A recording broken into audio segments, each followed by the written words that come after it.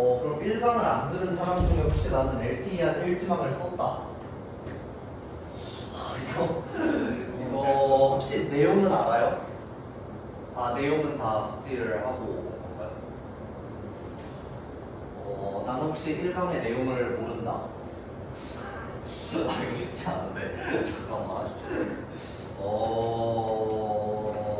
어떻게 해야 될지 모르겠는데, 일단은 어쩔 수가 없을 것 같아요. 지금 제가 딱히 할 수 있는 게 없고, 그 강의 PPT가 다 페이스북에 올라와요. 1강 PPT도 올라오고, 당연히 이것도 올라올 거기 때문에, 그걸 보고 리뷰를 하시는 게 그래서 가장 좋은, 가장 나은 선택지가 아닌가. 그러면은 어쨌든 1강 안 뜨는 사람이 이렇게 3명 있고, 그럼 나머지는 다 1강을 들었는데 나는 1강에서 김승원 사이드였다 손 들어보세요.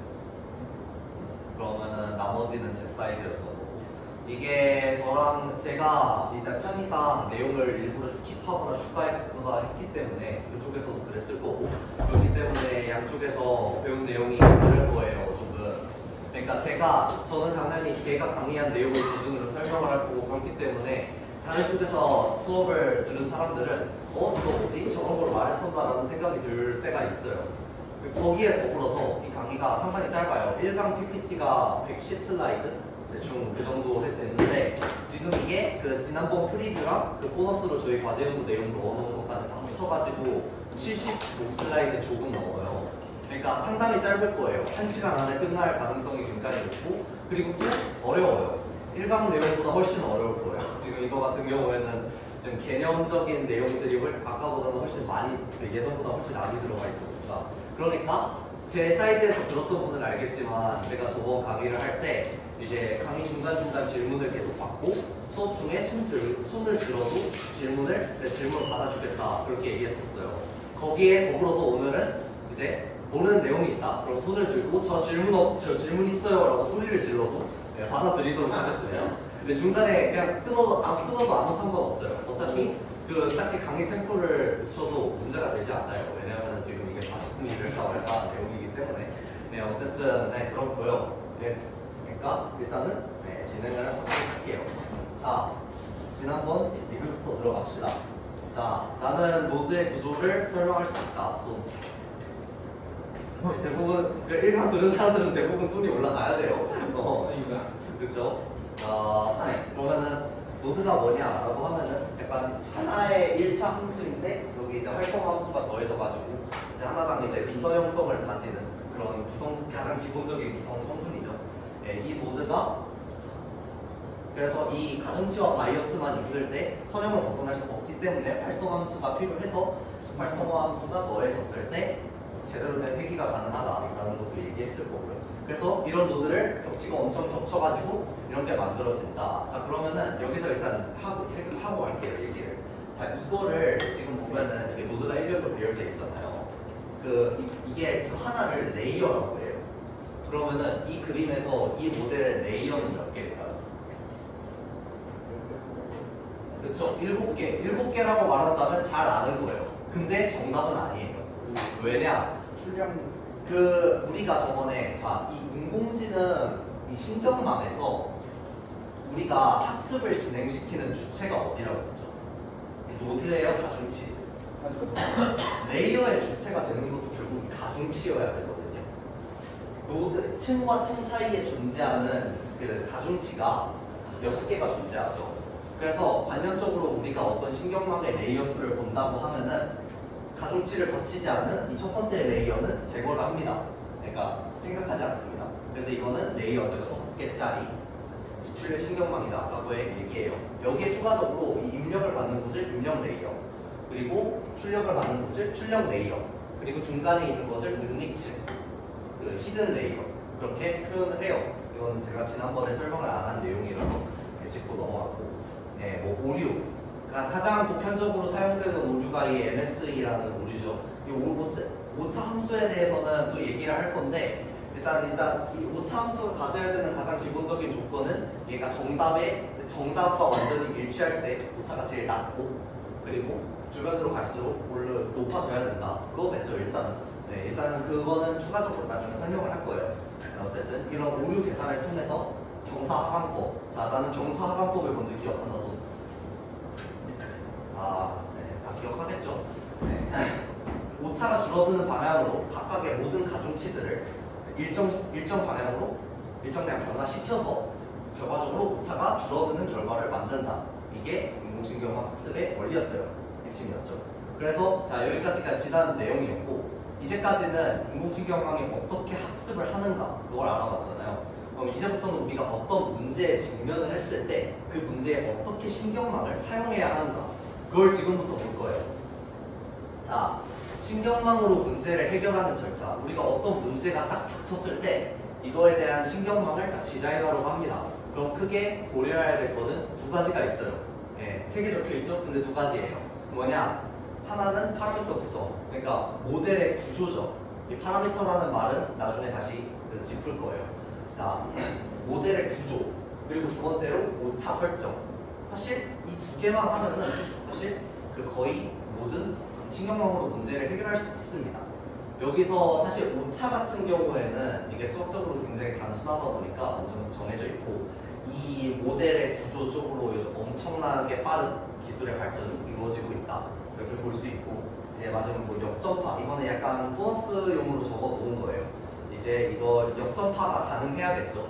모델의 구조가 선형적이지는 않아요. 이거는 진짜 그냥 짚고 넘어가는 건데 이거는 굳이 지금 생각할 필요는 없어요. 이제 그런 거에서 어떻게 오차를 유지해가지고 잘 미분하고 넘어갈지 이런 것도 고려 대상이 될 수 있다. 네, 여기까지 질문.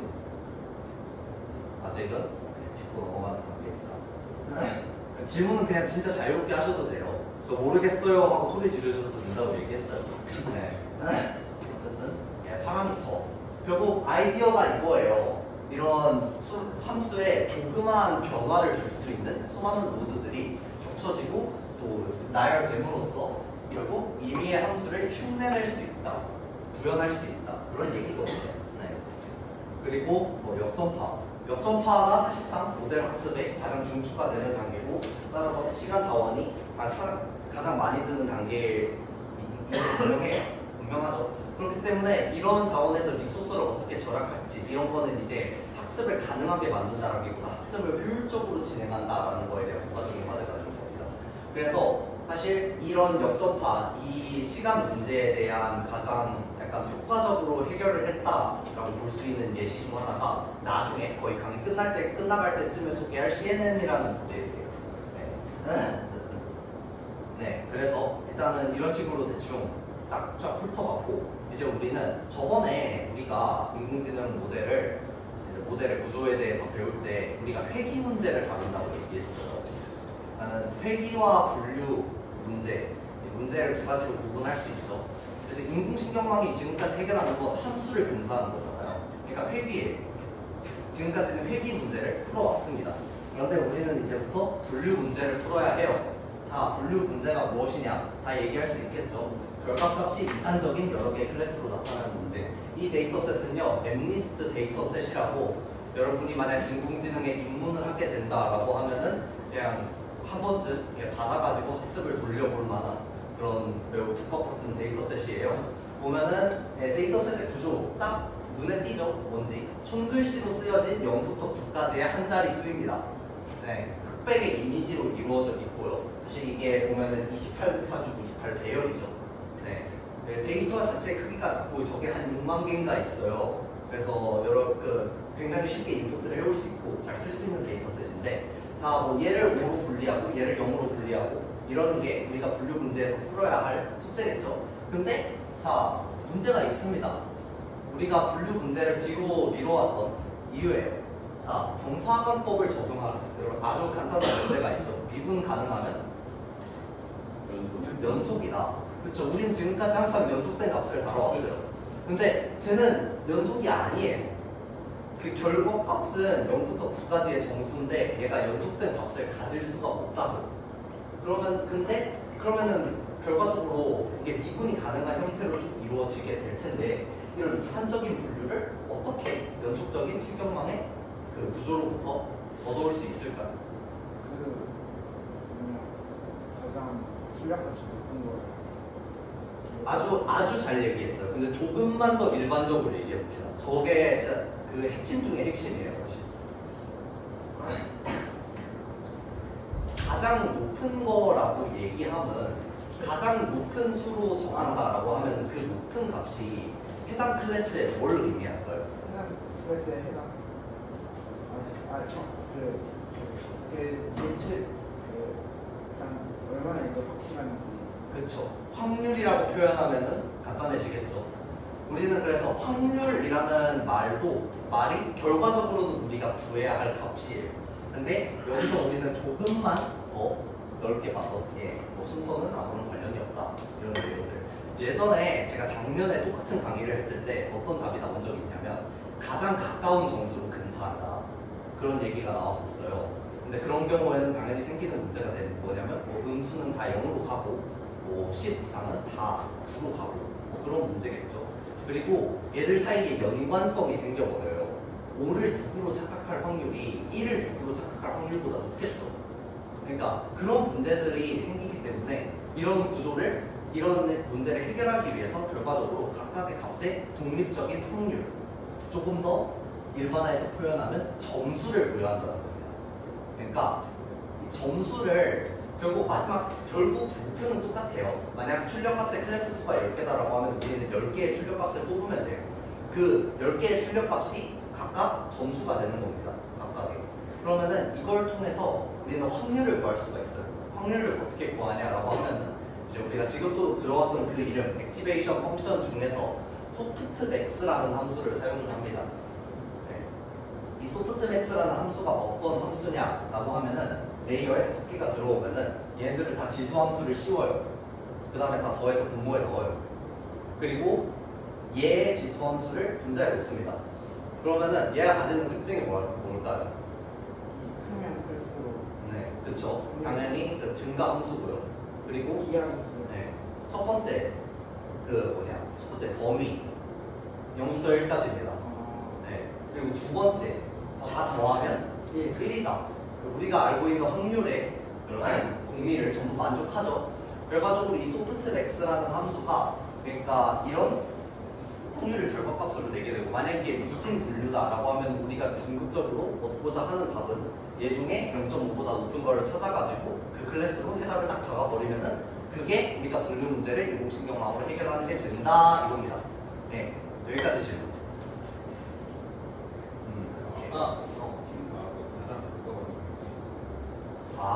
그러니까 예를 들어 이거는 나온 오답 중에 하나인데 이게 0부터 9까지가 이렇게 있잖아요. 그러면은 얘는 이렇게 있지만 실제로 신경망이 뽑아내는 값은 실수축에서의 어딘가일 거란 말이에요. 그럼 얘랑 뭐 5가 제일 가깝다라고 하면은 얘를 5로 취급한다 뭐 이런 얘기예요. 그러니까 실수와 정수를 대응시킬 수 있는 가장 간단한 방법인데 이거는 뭐 아까 얘기했던 그런 이유들로 인해서 합당한 방법은 아닌 거죠. 그리고 또 질문 혹시 가져오셔서 네, 그러면은 진행을 할게요. 네, 그래서 이런 걸로 해결을 했다. 근데 과연 다 해결을 했을까요? 방금 살짝 넘겼어요. 살짝 넘겼어요. 해결을 해보니까 이런 거. 그렇죠. 그러니까 지금 보면은 우리가 순전파를 해서 그 10개의 클래스 중에 하나를 딱 집어내는 것까지는 성공을 했어요. 근데 이거의 오차를 어떻게 계산할까요? 1, 0, 0, 그쵸. 0.99, 0.2. 그쵸. 그러니까 우리는 10개의 출력값을 가지고 있잖아요. 그로부터 우리가 가지고 있는 해답도 10개의 숫자로 표현이 되어야 한다라는 사실을 알 수가 있어요. 그래야 그게 될 테니까. 그래야 오차가 계산이 될 테니까. 그러니까 이러면은 어떻게 되냐라고 하면은 우리가 이 확률을 애써 계산을 했죠. 이걸 왜 계산을 했냐라고 하면 사실 여기서 그냥 해도 되거든요. 얘가 5.1로 제일 높네? 그럼 얘는 클래스 인가보다 해도 돼요. 근데 왜 굳이 확률을 계산을 했냐라고 하면은 뒤에 나올 이 오차 함수를 쓰기 위해서예요. 예, 크로스 엔트로피라는 오차 함수인데 이 식이 어떤 걸 의미하는 건지는 제가 저기 데스모스 링크를 적어놨죠. 저걸로 보는 게 빠를 거예요. 그 전에 설명을 하자면은 결과적으로 그러니까 예를 들어서 클래스 2번이 정답이다라고 하면은 정답은 0, 1, 0, 0, 0이 되는 거잖아요. 그럼 우리가 구한 확률값과 그거 사이의 오차를 계산을 해가지고 똑같이 미분을 할 수 있는 거예요. 결과적으로 기존의 신경망의 구조를 전혀 벗어나지 않는 거죠. 근데 여기서 질문. 저기에 MSE 써도 될까요? 안 될까요?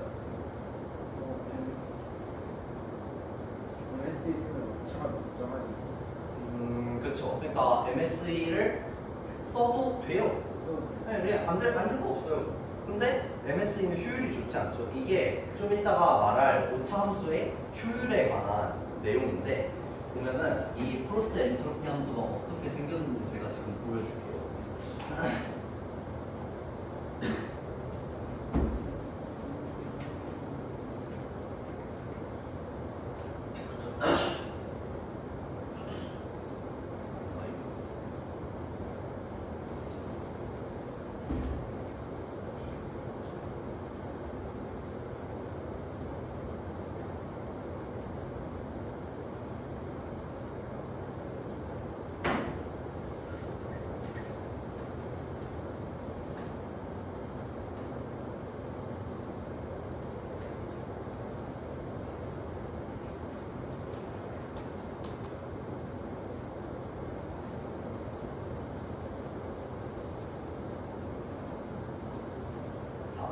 어떤 구조를 가지고 있냐라고 하면은 너무 잘못했는데 미안해.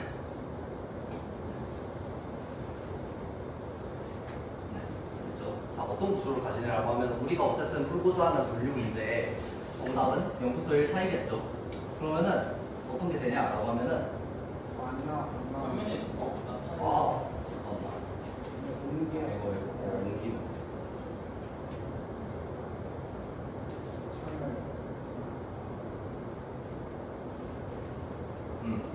어떻게 되냐면요. 보면은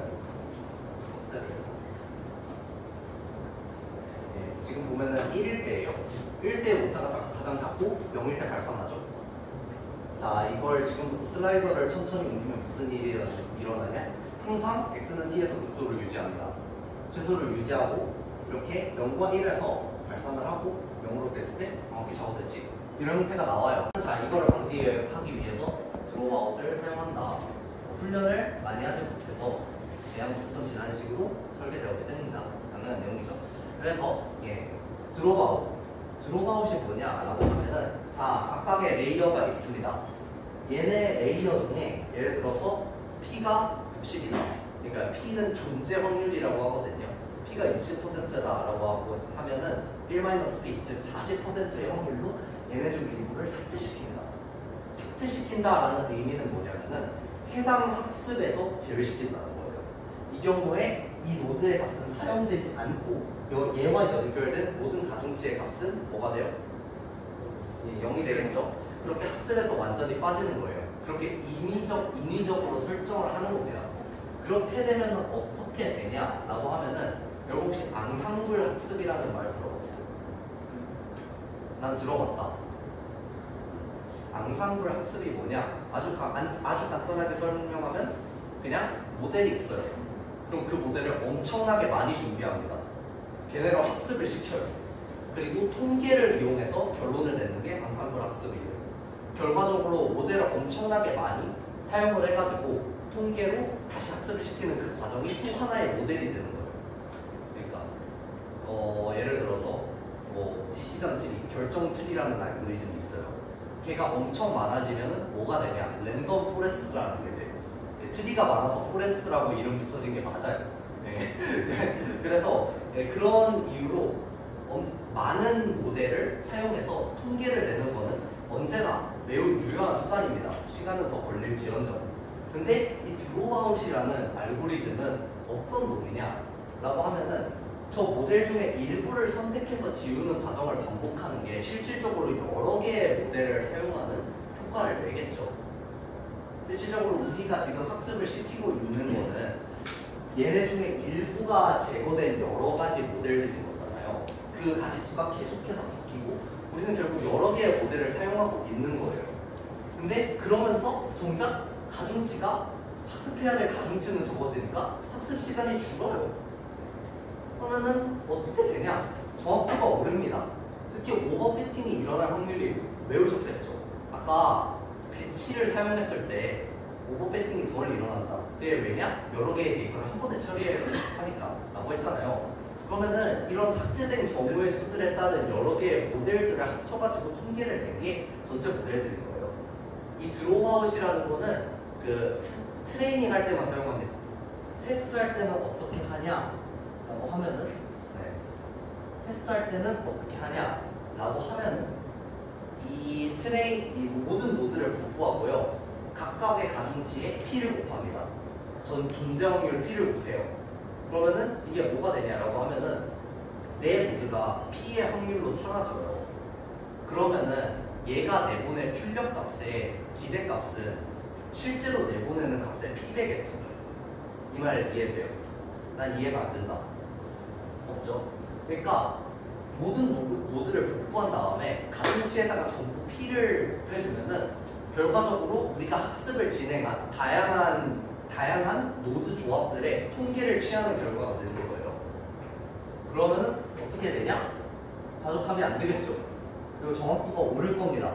그래서 저희의 실습 과제는 어떤 내용이 있었냐라고 하면은 자, 배치 노멀라이제이션을 넣었으니까 이제 모든 레이어에다가 드롭아웃 0.3을 끼워 넣어 볼까요? 하고 하면은 정확도가 또 올라요. 예, 그런 세계예요. 넣을 수 있는 건 전부 넣어야 돼요. 그래서 이런 드롭아웃이라는 방법이 결과적으로 얘를 통해서 얻을 수 있는 장점이 시간이 줄어들죠. 얘가 골 때리는 게 이거예요. 앙상블 학습은 모델을 엄청 많이 사용한단 말이에요. 시간이 늘 수밖에 없어요. 근데 얘는 시간이 줄어요. 이게 왜 가능할까요? 계산해야 할 가중치. 그쵸. 근데 이게 본질적으로 그거는 이제 수학적으로 가능한 이유고 본질적으로 가능한 이유는 결과적으로 인공신경망이라는 모델 자체가 구성 요소가 엄청 많잖아요. 그러니까 얘들도 결국 모델들의 집합인 거예요. 개개인의 모델이 판단을 할 수 없다라는 차이점이 있지만 모델들의 집합이기 때문에 얘들 중에 몇 개를 제거해도 다른 모델이 만들어진다라는 특별함이 있으니까 저런 짓이 가능한 거예요. 결과적으로 그 복잡한 구조를 트레이닝 데이터에만 적합시키는데 낭비하느냐, 아니면은 그 중에 여러 개를 제거해서 새로운 모델들을 엄청나게 많이 만들어내는데 사용하느냐의 문제죠. 그러니까 그런 걸로 인해서 과적합도 방지됩니다. 이 방법이 바로 드롭아웃이에요. 그러면은 대충 자, 나는 트레이닝 데이터, 밸리데이션 데이터, 테스트 데이터의 그 역할을 설명할 수 있다. 그러면은 자, 트레이닝 다시 설명을 할게요. 자, 트레이닝 데이터는 뭐냐라고 하면은 학습을 시키는 데이터입니다. 역전파라는 과정에 관여하는 데이터는 트레이닝 데이터라고 보시면 돼요. 그러니까 실질적으로 모델을 변화시켜 나가는 과정에서 핵심이 되는 데이터겠죠. 테스트 데이터는 뭐냐? 테스트 데이터는 그 모든 학습이 끝난 후에 모델의 성능을 검증하는 데 사용이 됩니다. 얘가 과연 학습이 얼마나 잘 됐냐라는 거를 이제 보기 위해서 사용을 하는 거예요. 자, 그러면은 제가 이 질문은 바로 전 1강에서도 한번 했었어요. 자, 만약 나는 학습의 정확도를 높일 거야. 데이터가 아까우니까 테스트 데이터도 학습에 써야겠어. 라고 하면 무슨 일이 일어날까요?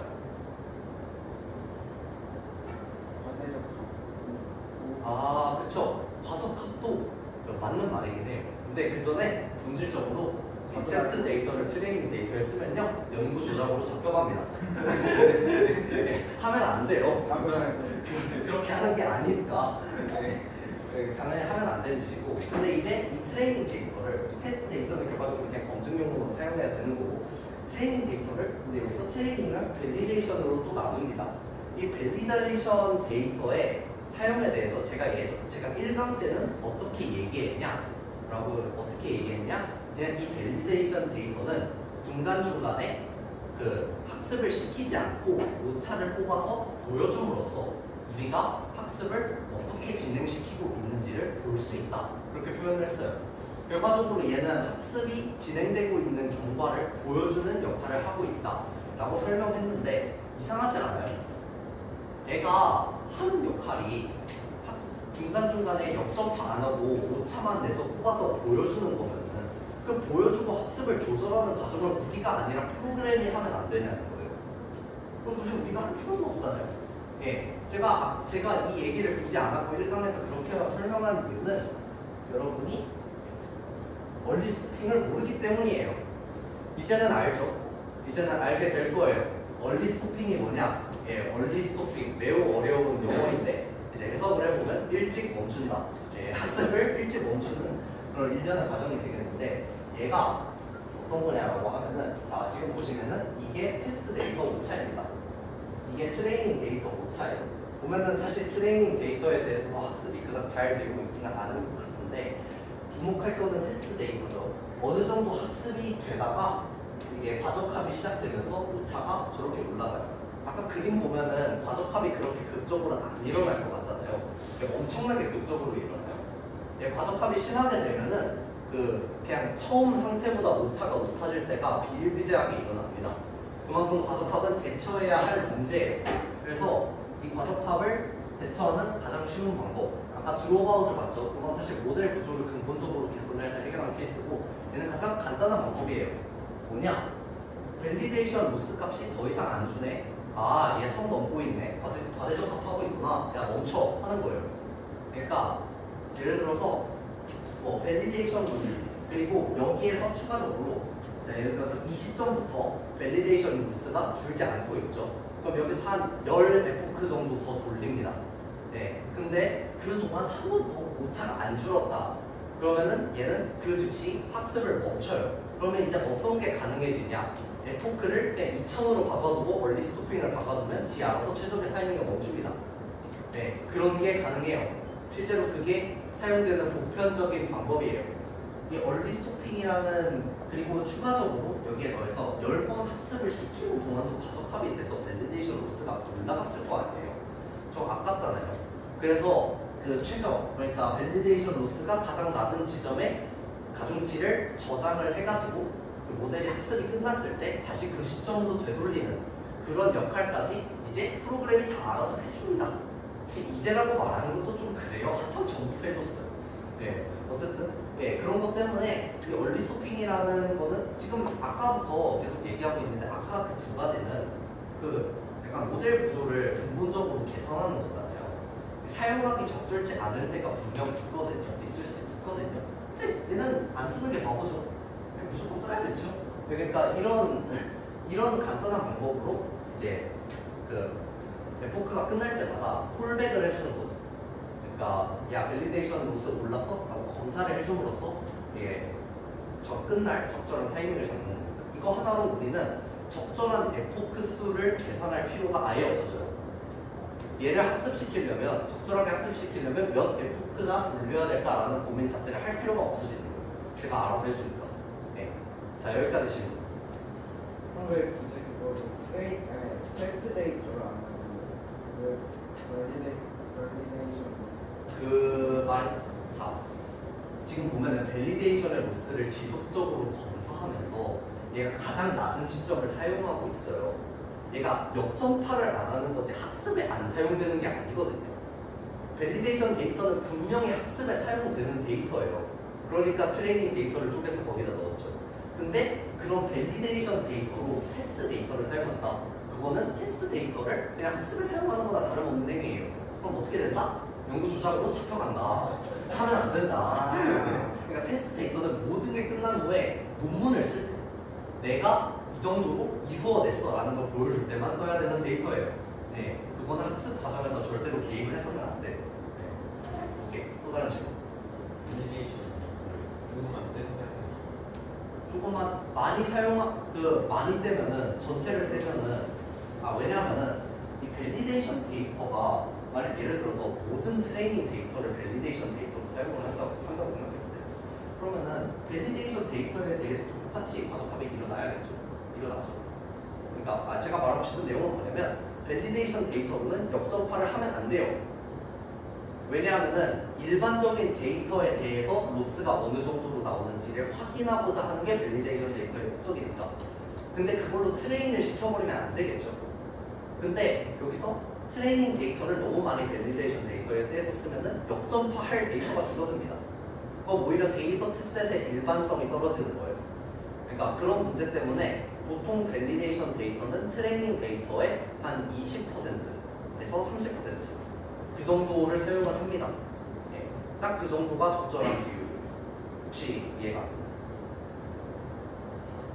네, 그러니까 트레이닝 데이터가 결국은 학습의 핵심이에요. 밸리데이션은 보조 역할을 하는 건데 보조 역할을 하면은 역전파에 사용될 밸리데이션 데이터로 트레이닝 데이터를 빼는 거는 결국에는 아까운 역전파일 데이터를 아깝게 빼가지고 다른 데 쓰고 있는 거거든요. 그러니까 너무 많이 빼면은 오히려 학습이 안 되는 거죠. 그런 문제가 그 밸리데이션 데이터를 역전파에 안 쓰면은 저게 학습에 어떤 식으로 반영돼? 역전파로? 그러니까 지금 그게 얘기하고 있는 거예요. 밸리데이션 데이터가 학습에 어떻게 반영이 되냐 이거예요. 아니 근데 그러면 왜 테스트 데이터를 갖다 쓰면 안 되는 거야? 그러니까 그럼 테스트 데이터가 가장 작을 때가 선택이잖아. 그렇죠. 아. 네. 그래서 그러니까 얘는 되게 약간 헷갈릴 수 있어요. 얘는 역전파는 하지 않지만 학습에는 관여합니다. 그게 중요한 거예요. 네. 그렇기 때문에 역전파를 하지 않기 때문에 너무 많이 떼어쓰면 안 되고 학습에는 관여를 하기 때문에 테스트 데이터를 거기에다 집어넣으면 안 된다는 거예요. 네. 참고로 여기 지금 제가 이 얘기를 하는 거 깜빡했는데 이게 지금 여기 빨간 쪽에서 만나잖아요. 이거 아무 의미 없습니다. 그냥 우연이에요. 이건 초록색의 최저점이다라는 데 집중하셔야 돼요. 이거는 아닌데 졸업아웃에서요. 네. 만약에 어떤 노드를 졸업아웃을 하는 걸 결정을 했으면 네. 그 졸업아웃일 때한 대치 동안 주세요? 아니면 한 개의 그 데이터 동안 주세요?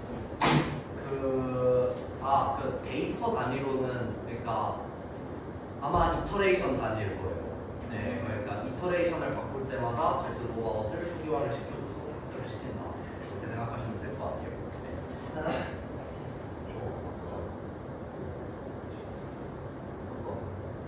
모델들이 모여서 하나의 그러니까 모델이라는 게 뭐냐라고 물어보면 결국 입력에 대해 출력을 내보는 모든 함수를 모델이라고 그러거든요. 그러면 내가 어떤 입력을 넣었을 때 그걸 수백 개의 모델에 넣어가지고 통계를 이용해서 값을 계산하는 그 일련의 프로그램도 결국은 하나의 모델이 되는 거예요. 네, 그러니까 그런 개념으로 이해하시는 제가 말하는 모델이라는 거는 꼭 인공신경망을 의미하지 않습니다. 네, 그거를 염두에 두셔야 돼요. 그 모델 실제로 뭐 랜덤 포레스트 그런 모델들이 그런 방식으로 작동을 해요. 수백 개의 디시전 트리에 넣는 방식으로. 그러니까 모델이라는 거는 그냥 함수다 그렇게 생각하시면 돼요. 사실 엄청 많아지는 거예요. 훨씬 많아. 근데 예를 들어서 랜덤 포레스트 같은 경우에는 디시전 트리가 워낙에 단순한 워낙 단순한 알고리즘이에요. 그래서 얘를 100개로 굴린다고 해가지고 뭐 1 마이크로세컨드 걸리던 게 0.1초 걸린다. 뭐 이런 수준의 문제예요. 그리고 시간이 많이 걸리더라도 정확한 데이터를 내야 되는 게 우선일 때가 있으니까. 그래서 앙상블 학습이라고 하면은 제가 계속 랜덤 포레스트를 예로 들고 있는데 그 이유 중 하나가 얘 말고 달리 앙상블 학습이 제대로 활용된다라고 하는 거를 제가 딱히 모르기 때문이거든요. 그러니까 그 시간 문제는 분명히 존재하는 문제예요.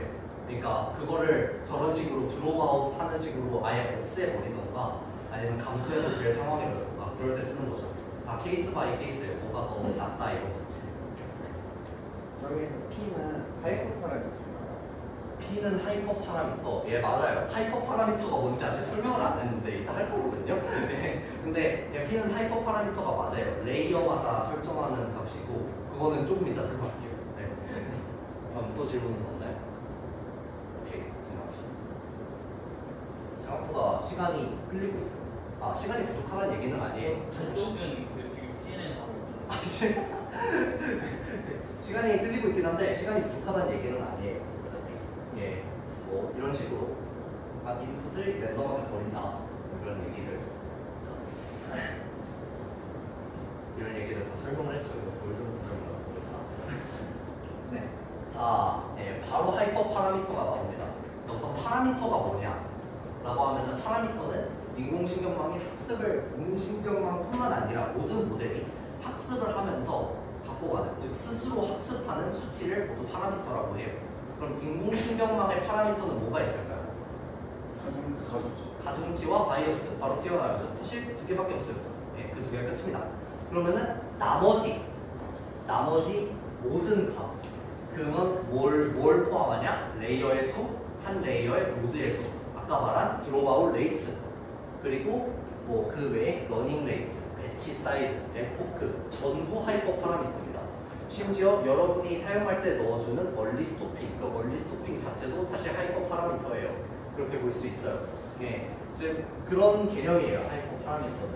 그래서 이 하이퍼 파라미터는 결과적으로 여러분이 모델을 설계를 할 때 가장 중요시해야 할 부분이 될 거예요.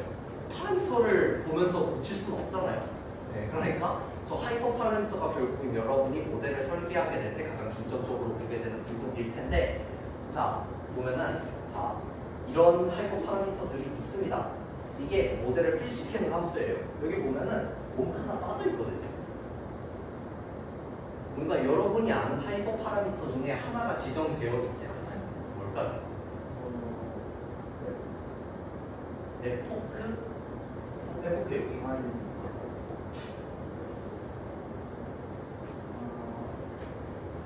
러닝 레이트가 없어요. 네. 러닝 레이트가 왜 없을까요? 네? 디폴트 값으로 설정이 된다. 맞긴 해요. 사실 저기 러닝 레이트 안 돌아가긴 하는데 그 이유는 아닙니다. 자동으로. 예, 맞아요. 이 저 러닝 레이트라는 값은 제가 저번에 넌지시 얘기를 했었는데 이 러닝 레이트라는 값도 이제 알아서 조절을 합니다. 그걸 뭐냐? 옵티마이저라고 불러요. 그러면은 선배 왜 여기에서 옵티마이저는 지정을 안 해줬나요? 라고 할 수 있는데 사실 옵티마이저는 모델을 정의하는 단계에서 지정을 해요. 그러니까 사실 엄밀히 따지면은 여기 러닝 레이트가 들어가야겠다라고 해도 할 말이 없긴 한데 어쨌든 그러니까 옵티마이저라는 알고리즘이에요. 옵티마이저가 뭐냐라고 하면은 러닝 레이트를 학습에 따라서 제어하는 알고리즘입니다. 이 옵티마이저가 뭐가 있느냐라고 저한테 나열해 보라고 하면은 저는 이 아래의 그림을 보여줄 거예요. 저것만 있을까요? 당연히 아니겠죠. 훨씬 많아요. 근데 이 중에 상용화되고 있는 거, 그리고 우리가 이론을 설명할 수 있는 거라고 물어보면은 참고로 이 SGD는 뭐냐라고 하면은 우리가 아는 경사하강법이에요. 이 기본적인 거로부터 출발을 해가지고 이런 알고리즘들이 얘기했는데 지금부터 그거를 간략하게 설명을 줄 겁니다. 자, 로컬 미니마 프로블럼. 저 1강 PPT에도 똑같이 존재했죠. 자, 나는 로컬 미니마 프로블럼을 모른다. 그러면 설명을 할게요. 간단하게 설명을 하면은 데이터가 예를 들어서 지금 보면은 오차 그래프도 이게 렐로 같은 함수들이 다 포함되어 있기 때문에 절대로 선형적으로 나오지 않을 거예요. 이런 식으로 복잡한 꼴이 나오게 될 텐데 우리가 목표를 해야 할 곳은 여기겠죠. 우리는 여기를 가장 적은 오차를 통해서 목표를 갈 텐데 이걸 경사하강법만 적용을 하면은 이 데이터가 만약 예를 들어 여기 존재한다. 그러면은 결과적으로 어디에 도달하게 되나? 여기에 도달합니다.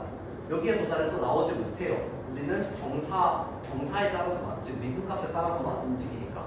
결과적으로 우리가 이런 그 로컬 미니마, 즉 극소값에 빠지게 되는 걸 로컬 미니마 프로그램이라고 불러요. 그래서 이런 문제를 해결하기 위해서 나온 게 모멘텀이에요. 이 모멘텀이라는 식은 생각보다 간단히 이해할 수 있어요.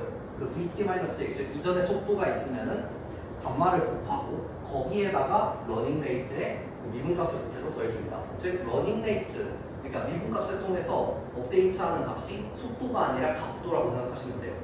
그러면은 이제 어떤 일이 일어나냐? 예를 들어서 여기에서 출발했다라고 하면은 우리가 잘 아는 역학적 에너지 보존 법칙에 의해서 여기까지 도달을 하겠죠. 자, 그러면은 여기에서 질문이 나와야 돼요. 뭔가 제가 역학적 에너지 보존 법칙이라는 말을 꺼냈을 때 뭔가 이상함을 느꼈어야 됩니다.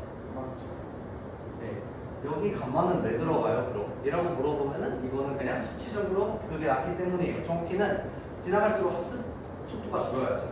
이게 얘가 없어진다고 해서 정말로 물리 법칙을 따르지는 않겠지만 만약 따른다고 해도 역학적 따른다고 하면은 역학적 에너지 보존 법칙에 따라서 이 사이를 진동하겠죠? 안 되겠죠? 그러니까 결과적으로 이 감마라는 값, 이 값들은 여기서 이 값들이 하이퍼 파라미터가 되는 거예요. 결과적으로. 그렇기 때문에 예를 들어 난 모멘텀을 사용하겠어 라고 한다면 모멘텀을 지정해주고 저런 것들도 같이 지정을 해줘야 돼요. 러닝 레이트 대신에. 그런 차원의 문제고요. 그래서 이런 걸 이용해서 해결할 수 있다. 그러면은 그 두 번째로 라다그라드라는 게 나옵니다. 얘는 로컬 미니마 프로블럼하고는 조금 다른 내용이에요. 자, 러닝 레이트를 우리가 왜 신경을 써야 되냐라고 물어보면은 이 내용이 예전에도 있었죠. 이게 전 PPT에서도 위아래로 있었는데 이건 아래에서 위로 가요. 그리고 실제로 이런 일이 일어납니다. 러닝 레이트가 너무 크면요, 오차 우리가 하라고자 하는 것을 넘어가다 못해 오히려 더 높아지는 상황이 이를 수가 있고요. 러닝 레이트가 더 낮으면은 학습 속도가 너무 느려가지고 이게 여기 도착할 때까지 한 세월이 걸릴 수도 있어요. 그럼 결과적으로 문제는 뭐냐라고 하면은 큰 러닝 레이트는 정확도가 떨어지고 작은 러닝 레이트는 학습 속도가 떨어집니다. 그게 문제예요. 그게 우리가 중간값을 찾는 이유예요. 근데 그러면은 우리는 이거 중에서 취사 선택을 하는 방법도 있지 않을까요? 학습을 빠르게 하고 싶을 땐 크게 사용하고 학습을 정확하게 하고 싶을 때는 작게 사용하면 되잖아요. 그러면은 그거를 하나의 학습 중에서 하면은 어떻게 되냐? 처음에는 빠르게 가고 나중에는 느리게 가면은 처음에는 중간값에 빠르게 도달하다가 나중에 가서는 천천히 우리가 찾고자 하는 값에 수렴하도록 만들 수 있겠죠. 이 아이디어로부터 나온 게 아다그라드의 식은 매우 간단합니다. 얘는 이동 거리에 비례하죠. 그러니까 지금까지 이동 거리에 비례하는데 얘를 h라는 변수에 학습이 진행될 때마다 제곱해서 누적시킵니다. 그럼 얘는 이제까지 많은 거리를 이동했을수록 h라는 값이 커지겠죠. 이때 우리가 움직이는 실제로 파라미터를 움직이는 스텝 사이즈는 루트 h에 반비례하도록 만들어져 있어요. 그러면은 어떤 결과가 나오냐? 이제까지 학습이 많이 진행됐을수록 파라미터의 이동 거리가 멀수록 더 적게 이동하게 되는 거예요. 네, 간단하죠? 네. 여기까지 질문. 오케이. 자, 이 다음에는 아담이 있는데요. 예, 아담은요 뭐냐면 신이에요. 그렇죠? 이런 식들이 있는데요. 여러분은 이거에 대해서 하등 알 필요가 없어요. 여기에 뭔가 아이디어가 있다기보다는 앞에 두 개, 그러니까 아담이라드랑 모멘텀에서 발전된 게 아마 RMS 프롭이라고 있을 거예요. 어쨌든 여러 가지 아이디어들을 합쳐서 이런 복잡한 식을 만들어냈고 결과적으로 아담이라는 게 탄생했는데 아담이 뭐냐면은 아담의 아다가 아다그라드고 M이 모멘텀이에요. 네, 이 두 개를 합쳐서 만들어진 옵티마이저인데 제가 R&D를 했을 때 이 아담에서 옵티마이징 하는 부분을 실제로 구현해 볼 기회가 한 번 있었어요. 네, 전혀 중요하지 않고요. 결국 그냥 이런 값을 의미해서 결국은 이걸 씁니다. 요즘은 앞에 아이디어들을 이용해서 아담이라는 옵티마이저를 사용을 해요. 실제로 인공지능 수업이나 아니면 아마 그게 위탁교육이었나 그랬을 거예요. 그때 친구가 그냥 옵티마이저를 아담으로 바뀌었더니 정확도가 0.6에서 0.9가 됐다. 이런 얘기를 했었어요. 어쨌든 그래서 이런 아담 저렇게 상용화되어 있는 그게 있어요. 자, 그러면은 일단은 본 강의는 여기서 끝인데 여기서 이제 여러분이 앞으로 디퓨전 모델 아니면은 트랜스포머 이런 것들에 대해서 알려면은 그래도 여러분이 이런 알고리즘들에 어떤 어떤 아이디어가 들어가 있는 건지 이런 것 좀 알 필요가 있겠죠. 그러니까 이거는 약간 여러분이 이해를 안 해도 된다. 근데 그냥 소개를 하겠다라는 느낌으로 소개를 할게요. 자, 그래서 합성급 신경망 이게 뭐냐라고 하면은 이거는 어디에 사용되냐라고 물어보면 거의 다 사용됐었어요. 디퓨전이랑 트랜스포머가 나오기 전까지. 지금 그 말인즉슨 챗 GPT나 노벨 AI가 나오기 전까지 그렇게 사용을 했었는데 저게 뭐냐면은 주로 우리가 이걸 이해하는 데 가장 도움이 되는 거는 이미지 처리를 할 때 사용이 된다라고 생각하는 게 편해요. 그래서 여기 보면은 이미지가 있습니다. 이미지가 여러 개 겹쳐 있는데 이게 입력 채널이면 뭐에 해당할까요? 그렇죠. RGB에 해당합니다. 아주 좋아요. 그래서 이런 과정을 통해서 이 CNN이라는 아이디어의 핵심은 뭐냐라고 하면은 기존의 댄스 레이어는요 절대로 값들 간의 순서를 고려하지 않아요. 값들 간의 순서를 고려하지 않는 점이 이제 분류 모델 같은 거를 해결을 할 때는 오히려 장점이 됐지만 어쨌든 지금 우리는 이미지를 처리해야 되는 상황에서 그런 특징이 별로 닮았지는 않죠. 그래서 어떻게 하냐라고 하면은 기존의 패러미터를 완전히 뒤바꿉니다. 어떻게 뒤바꾸냐? 만약 얘를 이미지라는 거를 일반적인 DNN 모델로 처리를 한다라고 하면은 예를 들어서 얘가 한 720 곱하기 720짜리라고 가정을 합시다. 그럼 노드가 720 곱하기 720개가 존재를 하겠죠. 그럼 다음 층에도 노드가 720 곱하기 720개가 존재한다고 가정해보자. 그러면 그 사이에 있는 패러미터는 몇 개일까요? 720은 4승계죠. 말이 안 됩니다. 예, 터져요. 그래서 그리고 효율도 안 좋아요. 얘들 사이 바로 옆 픽셀도 구분을 하는 애한테 720 곱하기 720팩자를 시키기가 말도 안 되죠.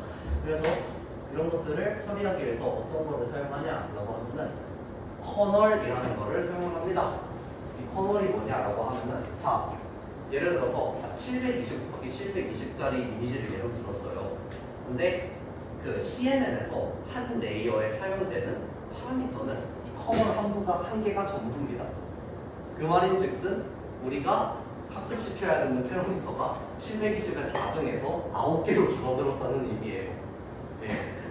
이 커널이라는 거를 어떻게 적용을 하냐라고 하면은 자 여기서 지금 보면은 인풋 이미지가 5 곱하기 5짜리가 있고 커널이 3 곱하기 3짜리가 있어요. 그러면은 예, 이거는 리니어 프로덕트. 이게 엄청나게 어려운 식처럼 보이지만 사실 같은 위치끼리 곱해서 더한다는 거예요. 네. 같은 위치끼리 곱해서 더하면은 전부 더하면 70이 나오죠. 이 그 커널을 적용할 수 있는 이미지의 모든 곳에다 적용시킵니다. 간혹 아니면은 한 칸씩 띄어 쓰기도 해요. 근데 어쨌든 그거는 뭐 나중에 이건 여기서 말할 내용은 아니고 어쨌든 그래서 인풋 이미지가 있으면 커널이 있을 때 이 인풋 이미지에다가 이 커널을 여기에다가 댄다고 생각하시면 돼요. 대서 합성곱을 취해서 나온 4라는 값을 여기다 대입합니다. 그러면은 얘가 한 칸씩 움직여서 전체를 훑는다고 하면은 얘가 결과적으로 얘가 적용될 수 있는 인풋 이미지에 적용될 수 있는 위치의 개수는 9개죠. 3 곱하기 3이죠. 결과물로 그래서 이런 3 곱하기 3짜리 결과가 나오게 되고 이게 다음 레이어에 들어가는 겁니다. 이게 전부예요. 그래서 이 아이디어가 왜 이렇게 강력했냐라고 말했지만 아까 그 천문학적인 수준의 패러미터 수 감소는 그렇다 치고 이 간단한 아이디어가 인접한 칸들을 이제 고려하게 해준다라는 그 과제를 성립하게 합니다.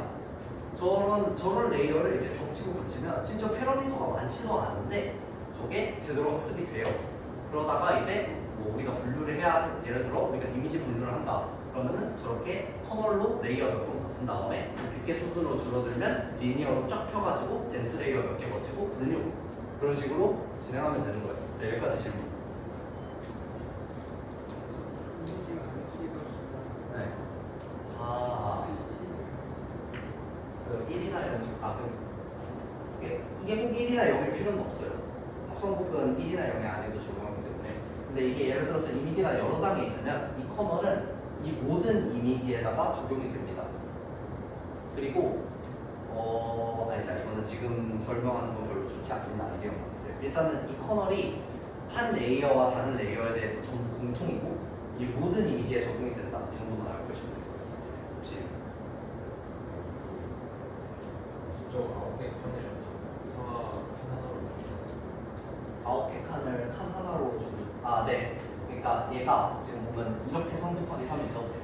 얘가 합성곱을 취하면은 합성곱이라고 생각하셔도 되고 아니면 얘를 벡터로 생각했을 때 내적이라고 생각하셔도 돼요. 그러니까 얘를 내적을 취하면은 숫자 하나가 되겠죠. 그럼 이게 요 값이 됩니다. 그 다음에 이 3 곱하기 3에서 나온 값이 얘가 돼요. 네, 그런 식이에요. 네. 그럼 모서리에 있는 것들은 좀 기여도가 떨어진다? 맞아요. 사실이긴 한데 그게 딱히 중요하지는 않아요. 왜냐하면 이건 일단 5 곱하기 5고 그렇게 작은 엠리스트 데이터도 228 곱하기 28인데 사실 이게 그리고 어차피 끝에 데이터의 영향은 CNN의 특성상 이웃된 픽셀들에도 당연히 영향을 줍니다. 그렇기 때문에 그 영향력이 떨어지는 정도가 학습에 영향을 미치는 정도다라고는 못하겠어요. 커널의 숫자요? 저게 파라미터예요. 네, 저게 파라미터고 얘에 대한 미분은 사실 덴스 레이어처럼 똑같이 할 수 있죠. 얘가 연결되어 있는 칸이 좀 많아졌을 뿐이지 얘로 고차를 구분하는 거는 다름이 없단 말이에요. 그래서 결과적으로 이게 무슨 역할을 하냐라고 보면은 얘가 학습시켜야 될 파라미터인 거예요. 그러니까 파라미터의 수가 엄청나게 줄어들겠죠, 당연히. 그리고 어쨌든 제 얘를 학습을 시킨다라는 거고 그래서 적절한 커널은 모델이 알아서 찾아갑니다. 네. 또 질문. 오케이. CNN이 모델이 코너 하나를 찾는 네? 아니요. 아까도 말했듯이 CNN이라는 거는 그 컨볼루션 합성곱 레이어예요. 제가 지금 설명하고 있는 거. 결국 저것도 하나의 레이어예요. 그러니까 제가 지금 정말 기본 중에 기본만 설명을 한 건데 사실 이게 상당의 프리뷰 느낌이었어서 자세히 설명을 안 할 거거든요, 지금도. 네, 지금 뭐 저 뒤에 막 패딩 레이어, 쿨링 레이어 이런 것들 여러 가지 있어요. 그런 것들을 다 겹쳐서 결국 CNN이라는 그 모델이 구성이 되는 거고, 저거는 지금 가장 핵심적인 합성곱 레이어가 어떻게 작동하는지 그것만 보여주는 거예요. 그러니까 커널 하나는 아니고 한 레이어에 대해서 저 작업을 하는 거예요. 그리고 한 레이어에 대해서 커널이 여러 개가 되기도 해요. 그거는 네, 나중에 설명을 이후에 설명을 할게요. 네. 자, 뭐 RNN이 있는데 사실 RNN은 설명할 게 별로 없어요. 예, 지금 보면 딱 2슬라이드로 끝나죠. 네, RNN은 그 자신에서 나온 데이터를 자신한테 다시 집어넣습니다. 그렇기 때문에 데이터의 순서를 고려할 수가 있어요. 예, 끝. 자, 난 모르겠다. 없죠? 네. 그 모드를 여러 개 모드 여러 개는 똑같아요. RNN 같은 경우에는 사실 한 개의 레이어에 모두가 한 개라고 해도 돼요. 네, 그런 레이어예요. 얘도 결국 RNN은 모델 자체가 아니라 얘도 결국 레이어인데 얘는 사실 모두가 하나라고 해도 문제가 없어요. 자기 자신한테 계속 데이터를 주고 그 이전 데이터를 이용해서 데이터의 순서를 고려해서 학습을 진행합니다. 네, 자세한 거는 말하지 않을게요. 네, 네, 어쨌든 그리고 뭐 간이라는 게 있어요. 이거는 진짜 아이디어만 알아주세요. 수식적인 거 하나도 없고 뭐냐면은 얘는 여러분 딥페이크 알죠? 네, 딥페이크에 사용된 기술이 바로 이 간이라는 거예요. 생산성 뇌신경망. 얘가 뭐냐면요, 그 가짜를 딥페이크가 뭐냐면 결국 실제 얼굴과 유사한 가짜 얼굴을 만들어내는 거잖아요. 그래서 가짜를 만들어내는 애하고 가짜를 잡는 애가 있습니다. 그러면은 이 가짜를 잡는 애는 얘가 진짜와 얼마나 다른지를 값으로 뽑아낼 수 있겠죠.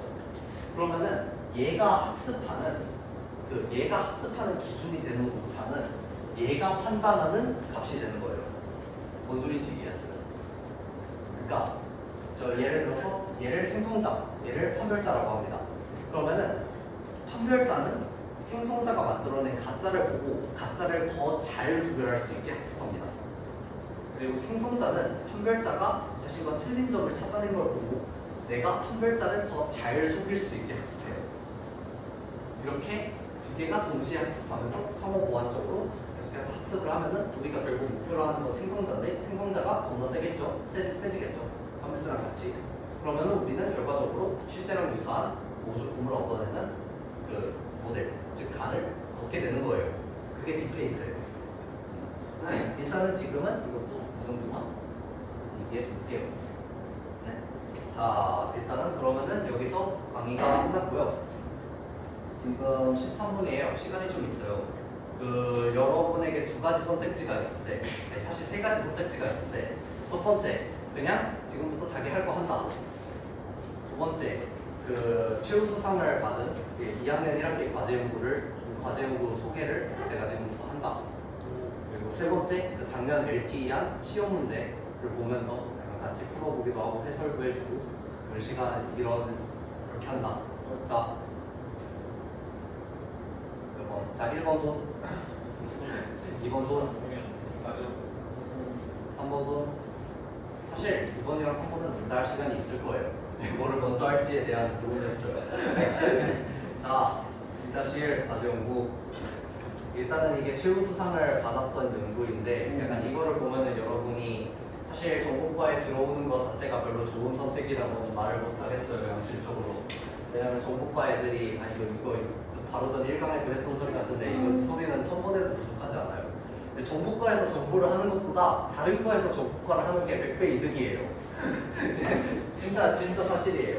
막 지하과 가가지고 막 CNN으로 별 같은 거 분류하고 그걸로 최우수상 받고 막 이런 썰들 보면은 진짜 전공과 이런 게 네. 근데 그래도 나는 순수 정보를 할 거야. 저희처럼 다른 과목과 융합할 선택지가 하나도 없는 그런 주제를 선별했을 때 정부과에서 상을 받으려면 어떻게 해야 되는가 만들기 위해서 지금부터 저희가 한 과제 연구를 보여드릴게요. 예, 밀도 기반 연결을 이용한 스펙트럼 분집화 알고리즘 개선. 자, 여기서 여러분이 모르는 단어가 두 개가 있을 거예요. 얘랑 얘, 맞죠? 근데 사실 얘랑 얘는 한 단어예요. 알고리즘의 이름이에요. 그러니까 여러분이 모르는 단어는 하나인 거죠. 예. 어쨌든 그래서 그거를 일단 볼게요. 자, 일단 분집화가 뭐냐? 클러스터링이라고 하는 이 알고리즘이 결국 무엇을 하는가라고 하면은 이거는요, 우리가 지금까지 인공신경망을 열심히 배웠죠. 이거는 주어진 데이터를 기반으로 학습을 해나가는 과정이에요. 이거를 지도학습이라고 합니다. 이 분집화라는 알고리즘은 비지도학습의 일종이에요. 여기서 첫 번째 교훈이 나옵니다. 첫 번째, 정보과에서 연구를 할 거면 지도학습은 하지 마라. 제가 이렇게 열심히 설명을 했는데 여러분이 진짜 이거 과제 연구에 응용하고 싶으면은 저런 지식들과 함께 머신러닝 알고리즘 전반, 그러니까 제가 아까 말했던 뭐 랜덤 포레스트 이런 것들도 있고 그런 거에 대한 뭐 데이터 전처리 과정, 특히 이런 거에 대해서 지식을 좀 쌓아두시면 매우 도움이 됩니다. 네, 어쨌든 그래서 이 분집하는 거는 뭐냐라고 하면은 분포된 데이터가 있습니다. 지금 데이터는 2차원일 필요가 전혀 없지만 지금부터 우리의 편의성을 위해서 2차원으로 나타낼 거예요. 그러면은 이렇게 분포된 데이터가 있으면은 이 데이터 간에는 이제 이 데이터 간에 어떤 라벨이 없어요. 라벨도 없고 이 데이터 간의 차이는 그 값 자체뿐이에요. 이런 값 자체만을 바탕으로 그들 간의 유사도를 분석을 해가지고 유사한 데이터끼리 묶어주는 작업을 클러스터링이라고 해요. 그래서 여기 오른쪽에 보시면은 뭐 여기 비슷한 유형끼리 이렇게 뭐 다른 색으로 분류가 된 게 보이죠. 클러스터링은 데이터가 주어지는데 데이터에 대한 어떤 단서도 없어요. 그 위치만을 가지고 묶어야 돼요. 가까운 것들끼리. 일단 그런 알고리즘이거든요. 그래서 얘를 이 중에서 우리가 다루는 건 이제 스펙트럼 분집화, 스펙트럴 클러스터링이라고 하죠. 이거에 대해서 다루기로 했어요. 여기에서 하는 작업은 첫 번째로 뭐냐라고 하면은 얘들 간의 유사도를 전부 분석을 합니다. 그러니까 각 노드들 간의 유사도를 분석해가지고 얘를 결국 뭘로 나타내냐? 그래프로 나타낼 수 있겠죠. 그래프라고 해도 되고 행렬이라고 해도 돼요. 그치? 그러니까 임의의 두 점 사이의 유사도를 계산해서 이제 각각 이런 그래프로 나타내는 게 먼저고, 그럼 여기서 서로 유사도가 강한 것들이랑 약한 것들이 있어요. 그러면은 이 강한 것들을 연결된 채 놔두고 약한 것들을 끊는 작업을 하면은 결과적으로 우리가 원하는 유사한 데이터들끼리 묶이는 분집을 생성해내는 결과를 얻을 수 있겠죠. 그렇죠. 그래서 이 그래프를 어떻게 자르냐? 저도 몰라요. 진짜예요. 이게 사실 저는 저 연구를 아시다시피 2-1대고 3-1에서는 선대를 수강한 상태예요. 지금의 제가 그 논문을 읽었다면 이해했을지도 모르겠어요. 근데 그때는 아니었죠. 그때 공부를 안 하고 지금도 공부를 안 해서 결국 저는 저거의 알고리즘을 아직도 모르는 상태예요. 아니 그럼 알고리즘을 모르는데 어떻게 연구를 했냐? 라고 하면은 자, 얘를 자르는 과정을 저는 모릅니다. 그렇기 때문에 여기에 간섭할 수도 없어요. 그럼 어떻게 간섭을 해야겠어요, 여기에? 불변. 네? 이 그래프 자체를 건드리면 됩니다. 이 그래프를 분리하는 과정을 몰라도 내가 이 그래프는 뭔지 알잖아. 내가 건드릴 수 있어요. 네, 그래서 일단 그런 과정으로 접근을 했어요. 네, 참고로 이 연구를 아마 과제 연구 보고서 제출한 3일 전에 주제가 떠올랐고 그 후로 한 이틀 만에 그 데이터 뽑는 것까지 다 끝내고 보고서까지 써가지고 냈을 텐데 사실 이게 약간 그 후에 좀 보완된 게 있어요. 그래서 그걸 보여드리고 어쨌든 그래서 이런 데이터로는 주로 뭐를 사용하냐라고 하면은 첫 번째로 입실론 네이버. 그러니까 이게 뭐냐면 거리 입실론이라는 걸 잡아가지고 입실론보다 가까운 점들을 연결하는 거예요. 그러면은 서로 유사한 점들이 연결이 되겠죠. 그리고 두 번째로는 KNN. 이거는 뭐냐? 가장 가까운 N개, K개의 점을 연결을 하는 겁니다. 네. 그래서 가장 가까운 이런 식으로 그래프를 만들 수 있는 방법이 여러 가지가 있고 저희가 사용한 건 이거예요. KNN. KNN 그래프 중에서도 여기서 저희가 그 라이브러리에서 기본적으로 제공을 해주는 분집화 스펙트럴 클러스터링 그걸 사용해보면은 이 KNN 그래프가 K보다 가까운 거는 연결을 시켜주는데 연결시켜준 값은 다 1이고 나머지는 다 0이고 그런 식으로 돼요. 근데 그렇다고 해서 제가 그 값들을 1이 아닌 값으로 바꾼다고 해서 그 알고리즘에 문제는 없겠죠. 왜냐하면은 얘는 결국 크고 작고 크고 작고 그걸로만 판단을 합니다. 그래서 제가 그 짓을 했어요. 어떻게 했냐? 예, 그래서 여기서 유사도 행렬이라는 개념이 나옵니다. 제가 아까 그 그래프라고 표현을 했지만 결국 이거는 행렬이에요. 행렬 중에서도 뭐냐라고 하면은 몇 개의 성분들, 그러니까 몇 개의 위치를 빼고는 전부 연결이 안 돼 있으니까 0으로 처리가 되겠죠. 이런 거를 희소 행렬이라고 부르거든요. 그러니까 이 희소 행렬을 내가 어떻게 잘 만져가지고 이 알고리즘을 개선할 수 있으면 이거는 좋은 연구가 되겠다라고 생각을 한 거죠. 그래서 제가 어떤 방향으로 개선을 했냐라고 하면은 물론 궁극적인 정확도를 높이겠다라고 목표를 잡을 수도 있었겠죠. 근데 그거는 우리가 이미 다 개발된 알고리즘을 가지고 그걸 좀 고친다고 그게 되기는 쉽지 않잖아요. 그래서 어떻게 알고리즘을 잡았냐? 얘를 포함한 모든 분집화 알고리즘들이 해당되는 단점이 하나가 있는데 얘가 분집 간의 밀도 차에 취약해요. 이게 무슨 소리냐고 하면은 서로 엄청 다닥다닥 가까운 그게 있어요. 분집이 하나 있고 조금 멀고 조금 그 주변보다는 조금 모여있지만 그렇게 많이 밀집되어 있지 않는 그런 게 있어요. 그럼 얘들 사이의 유사도가 얘 사이의 유사도에 비해서 작게 나올 수밖에 없거든요. 너무나 당연하죠. 그러면은 얘가 결과적으로 얘는 검출을 하는데 얘는 얘에 비해서 너무 작으니까 무시해버려요. 네, 결과적으로 이것 때문에 작은 분집이 되게 검출이 안 됩니다. 이런 알고리즘들에서. 그래서 그걸 개선하기로 했어요. 우리는 어떤 데이터가 있으면 그 중에 밀도 가장 작은 거 딱 하나만 잡아가지고 그것만 검출이 잘 되게 하겠다라고 목표를 잡은 거예요. 그래서 이거 좀 이따 하고 아니다. 이걸 먼저 하자.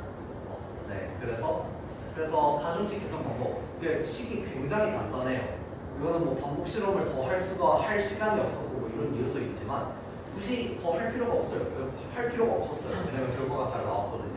그래서 어떻게 하냐면 밀도, 이 밀도 데이터의 밀도라는 걸 어떻게 정의할까요?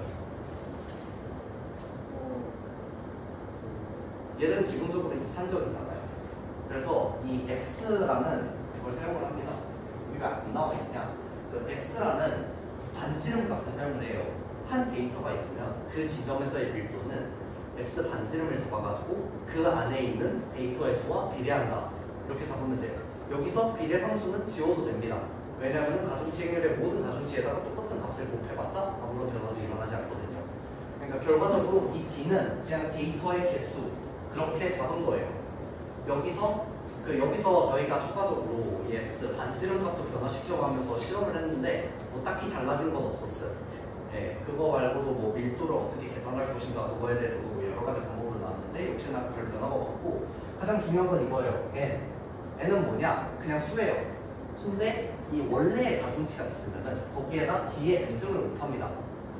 이 n이라는 값을 변화시키면서 얘가 어떻게 되는지 그걸 관찰을 한 게 이번 연구의 핵심이었습니다. 그래서 n이 0보다 작다라고 하면은 밀도가 낮을수록 가중치가 높아지겠죠. 그러니까 밀도가 낮은 지점들의 가중치가 더 커지게 되고 그로 인해서 그 밀도가 낮은 분집의 유사도가 커진다. 그리고 n이 0보다 크면은 밀도가 높은 분집이 더 커지게 된다. 그래서 얘 같은 경우에는 이렇게 했는데 사실 이 이후에 보완을 하면서 그 실수 범위에서 마이너스 3부터 3까지 정보를 해봤어요. 네, 그래서 그래프는 나중에 나올 거고 그래서 그러면은 이렇게 말만 들어봤을 때 우리가 밀도가 낮은 분집을 더 분리해내고자 했잖아요. 그러면은 뭐가 더 높게 나왔을 것 같아요? 우리가 제시한 목적에 어떤 경우가 더 잘 부합했을 것 같아요? 그렇죠. n이 마이너스일 때 밀도가 낮은 애들의 유사도가 높아지니까 그게 애들이 그 연결이 더 잘 되기 때문에 건축도 잘 되겠다라고 생각했어요. 저희도. 근데 결과는 반대였어요. 실제로. 자, 이게요. 보시면 아시겠지만 지금 보면은 이렇게 크게 4개의 분집이 있어요. 이 데이터는 참고로 저희가 만들어서 사용을 했습니다. 당연히 다 직접 손으로 좌표를 찍은 건 아니고 MB점 랜덤을 사용해가지고 정규 공포로 쫙 뿌리는 거를 몇 개 겹쳐가지고 그렇게 만들어서 사용을 했는데 지금 보시면 여기에 딱 보이는 분집이 몇 개가 있어요. 네 개죠. 근데 그러면은 사실 이게 제가 얘기를 안 한 게 있는데 이 알고리즘은요, 그 여기 바깥쪽에 어느 분집에도 속하지 않고 분포하고 있는 애들 있죠. 얘네들을 아웃라이어라고 부르거든요. 아웃라이어도 하나의 클러스터를 취급해요. 그러니까 예를 들어서 이 데이터를 분류하기에 가장 적합한 클러스터의 수는 4가 아니라 5예요. 네. 왜냐하면은 하나, 둘, 셋, 넷 하고 아웃라이어 쫙. 근데 보시면 아시겠지만, 예, 보시면 아시겠지만 지금 4가 아니라 3을 사용을 했네. 어쨌든 여기서 근데 저희가 여기서 어떤 클러스터를 우선적으로 검출을 하는지 그거를 보려면은 5를 사용하면 안 되겠죠. 다 잘 검출하니까. 그래서 3을 사용을 했어요. 4를 사용 4였을 텐데. 아니, 아마 3을 사용을 했어요. 그랬더니 어떤 일이 일어났냐? 이게 n은 0인 경우입니다. 보시면은 여기 밀도가 작은 이게 저희가 목표로 하는 분집이겠죠. 얘가 얘랑 합쳐졌어요. 그리고 이렇게 분류가 됐습니다. 근데 이 경우에는 어땠냐? 얘네 둘이 합쳐집니다. n은 3이에요. 매우 큰 n을 잡고 진행을 했더니 얘가 독립적으로 분류가 되고 얘가 이렇게 분류가 됐어요. 이 결과가 나머지 두 개의 데이터에 대해서도 똑같이 나타났습니다. 자, 왜 이런 결과가 일어났느냐? 제가 아까 말한 아웃라이어라는 관계가 있어요. 왜냐하면은 자, 밀도가 낮은 곳에서 유사도가 높아진다라고 얘기했잖아요. 근데 이 유사도가 높아지는 게 결국 어떤 결과를 일으키냐면 얘와 아웃라이어들 사이의 연결을 더 강화시켜요. 그러면은 결국 어떻게 되냐라고 하면은 이 아웃라이어의 가장 근접한 클러스터가 아웃라이어와 더 강하게 연결이 되면서 그 클러스터의 병합이 됩니다. 이게 결과적으로 이 클러스터가 잘 검출되지 않는 결과를 만들어내는 거예요. 네. 여기 질문. 난 이해를 못했다. 어쨌든 네. 그래서 이런 결과로 인해서 n은 0보다 클 때 더 높은 결과가 나왔다라는 결과를 얻어냈어요. 그래서 근데 여기서 끝내면은 내가 그림만 보여주고 끝이잖아요. 그래서 그림만 보여주고 끝내서 최우수상을 받았을 리가 있을까요? 있어요. 실제로 저희가 그 발표했을 때는 영어랑 그 n은 정수일 때 그래프 하나 그게 끝이었는데 상을 받았어요. 근데 그 이후에 저희가 휴먼테크 논문제상을 제출하면서 이 연구를 좀 보완을 했고 이거를 수치화시켜서 결과를 좀 나타내보자라는 생각에 이런 개념을 도입했습니다. 여러분이 분류 문제를 푼다라고 하면 이거는 알아두면 정말 좋은 개념이에요. 자, 정확도는 뭘까요? 예, 정확도는 정확도예요. 전체 개수 중에 맞은 개수. 그게 여러분이 잘 아는 정확도죠. 근데 여기에 정밀도랑 재현성이라는 개념이 등장합니다.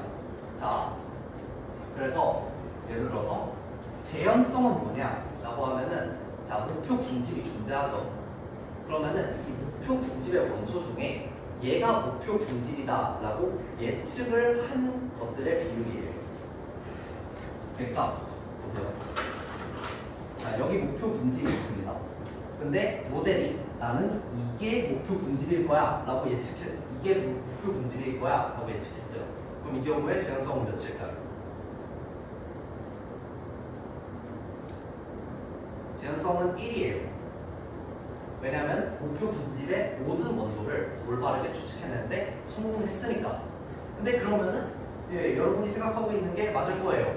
전체 데이터를 그냥 목표 군집이다라고 해도 재현성은 1이 나옵니다.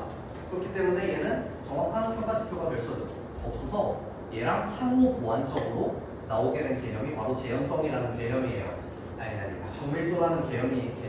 정밀도는 뭐냐라고 하면은 내가 목표 집단이라고 예측한 것들 중에 맞은 것들의 비율이에요. 그러니까 얘가 목표 군집입니다. 아씨 막코다. 목표 군집인데 모델이 목표 군집은 너야 라고 예측을 했어요. 그러면 얘는 정밀도가 1이에요. 네. 그러니까 정밀도랑 재현성이 모두 커지는 게 우리가 바라는 목표인 거예요. 그러니까 여기서 저는 뭐에 집중을 했을까요?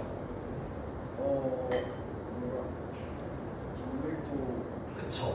왜냐면은 어떻게 나오든 목표 분집은 어쨌든 한 클러스터에 병합이 되니까 걔보다 과도하게 큰 클러스터가 나오는 게 문제가 되는 거잖아요. 그러니까 지금 우리는 정밀도를 높이고 싶은 거예요. 그래서 이런 점들을 염두에 두고 내가 어떻게 진행을 했냐라고 하면은 자, 여기 목표 분집이 있습니다. 자, 근데 예를 들어서 여기서 중요한 건데 클러스터링은 결과 분집을 구분하지 않아요. 뭔 소리냐면 얘는 얘고 얘는 얘야 해주지 않는다는 소리예요. 아, 그냥 대충 얘네끼리 묶일 것 같냐고 끝이에요. 그러면 우리가 여러 가지 클러스터가 이렇게 나뉘었을 때 이 중 어느 게 우리가 목표로 하는 분집에 해당되는 거인지 구분해야죠. 뭔 얘기인지 알겠어요? 근데 예를 들어서 자, 이게 목표 분집이에요. 자, 한 개의 클러스터가 이렇게 나왔습니다. 나머지 하나의 클러스터가 이렇게 나왔어요.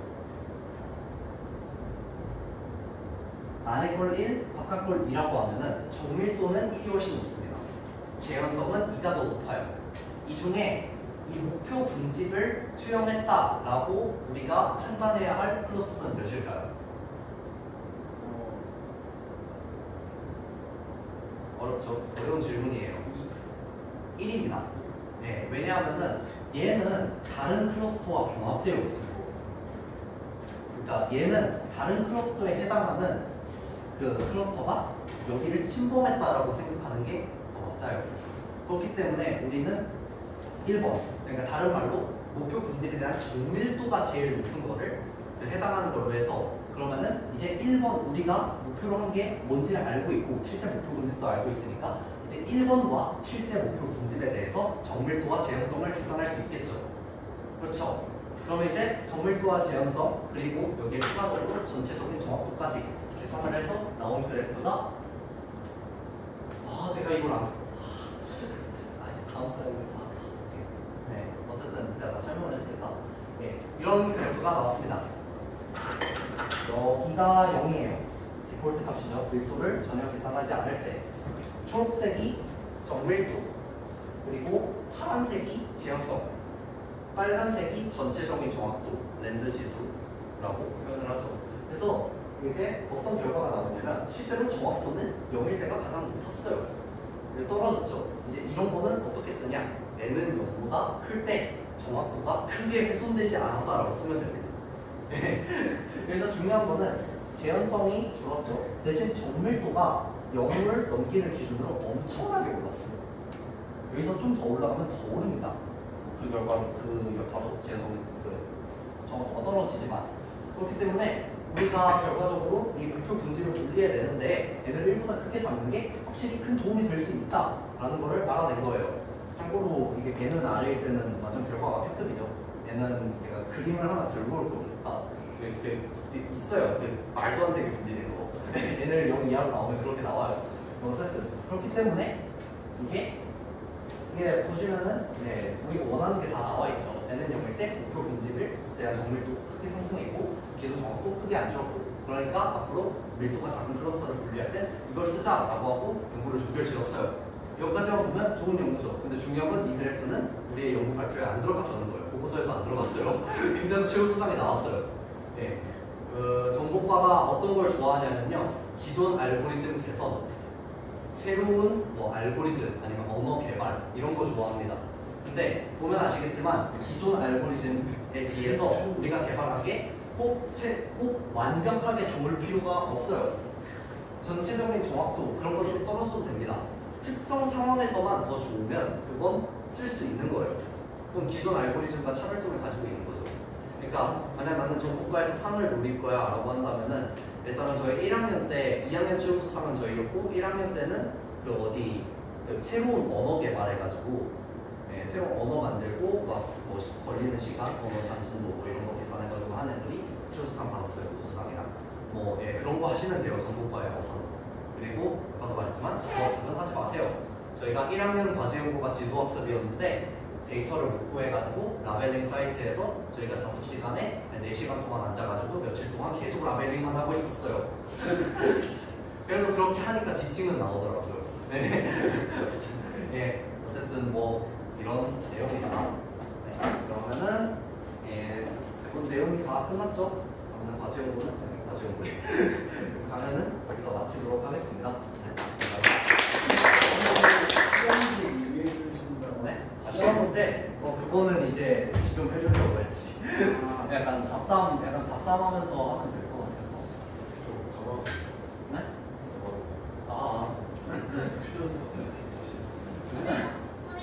왜? 그냥 몰라?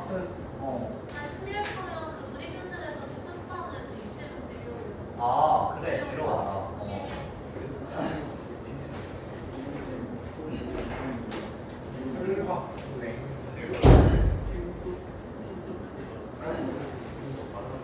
설박 설강 내게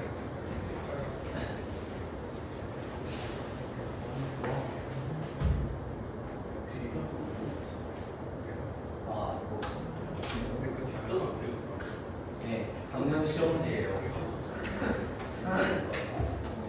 작년 시험지에서 아마 이렇게 10문제인가 그랬을 텐데 마지막 문제가 제일 중요한데 마지막 문제가 2022점짜리고요.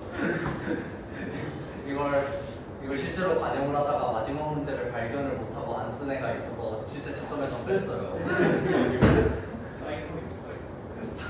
멘티 아니? 멘티 네, 어쨌든 그래서 얘 빼면 9문제인데 이 중에서 6문제를 제가 냈고 이제 그 2문제를 저기 반대쪽에서 강연한 차이경 제가 냈고 한 문제는 다른 삽시상기 부원이 냈고 그렇게 나눠서 냈는데 그냥 이걸 돌아가면서 풀이를 할까요? 왜 날라나? 일단 올 때까지 기다릴까? 네, 마지막 문제 얘기부터 하자. 마지막 문제는 푸는 문제거든요. 마지막 문제 대충 이번에 1번 30번 중에 몇 점이 있나요? 10점. 네, 3번 마지막 문제 1번은 쉬워요. 이게 뭐냐면은 오늘 강의한 내용이랑 정확하게 맞추는데 문제 나와 있는 거 같지? 여러분 1번은 뭐 보여요? 컴퓨터로.